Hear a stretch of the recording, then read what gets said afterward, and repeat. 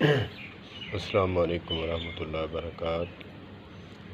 مولانا محمد الیاس گھمن حفظہ اللہ تعالیٰ کا قیمتی جملہ ختم نبوت پر۔ وہ بیان فرماتے ہیں کہ میں نے ایک جگہ بیان کیا تو بعد میں ہمیں اپنے ہی دوستوں نے، جماعتیوں نے کہا کہ حضرت مرزے کی ذات پر بات نہ کیا کریں، اس کی بات پر بات کیا کریں، اس کے فعل پر، اس کے عمل پر، اس کی ذات پر کیچڑ اچھالنے کی ضرورت ہی نہیں۔ بہت ہی پیارا جملہ فرمایا مولانا محمد الیاس گھمن حفظہ اللہ تعالیٰ نے۔ فرمایا کہ مرزا مولویت کا دعویٰ کرتا تو اس کی بات پر ہم کچھ بات کرتے، اس کے عمل پر بات کرتے ہیں۔ اس نے نبوت کا دعویٰ کیا ہے، نبوت کا دعویٰ کرنے والا، اس کی پہلے ذات زیر بحث آتی ہے، بعد میں عمل، کیونکہ ایگزامپل ہے ہمیں نبی مکرم صلی اللہ تبارک و تعالیٰ علیہ وآلہ وسلم سے ملتا ہے۔ جب آپ نے پہلی دعوت پیش کی قریش مکہ کو تو پہلے آپ نے کیا فرمایا تھا؟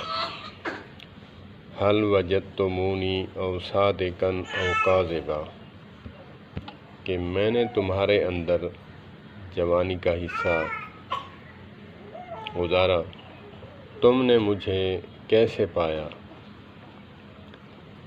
تو سب نے یک زبان کہا کہ آپ کو صادق و امین پایا۔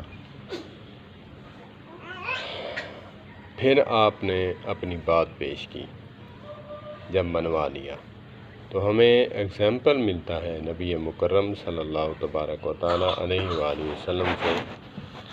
پہلے نبی کی نبوت کا دعویٰ کرنے والا پہلے اپنی ذات پیش کرتا ہے، پھر بات پیش کرتا ہے۔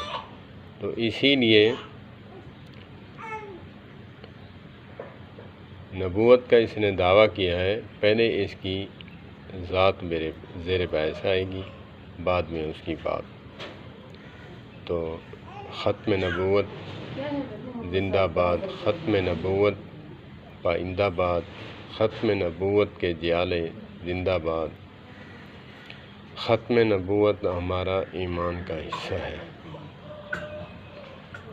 تو مولانا محمد الیاس گھمن حفظہ اللہ تعالیٰ کا ختم نبوت پر بہت ہی قیمتی جملہ، ان کی زبان سے سننے کو بہت مزہ آتا ہے۔ میں تو ایک طالب علم ہوں، بس میرا ذوق ہے جو میں نے ان سے سنا، سیکھا، میں عوام الناس کے سامنے پیش کرتا ہوں۔ اللہ پاک ختم نبوت پر ایمان رکھنے اور اس پر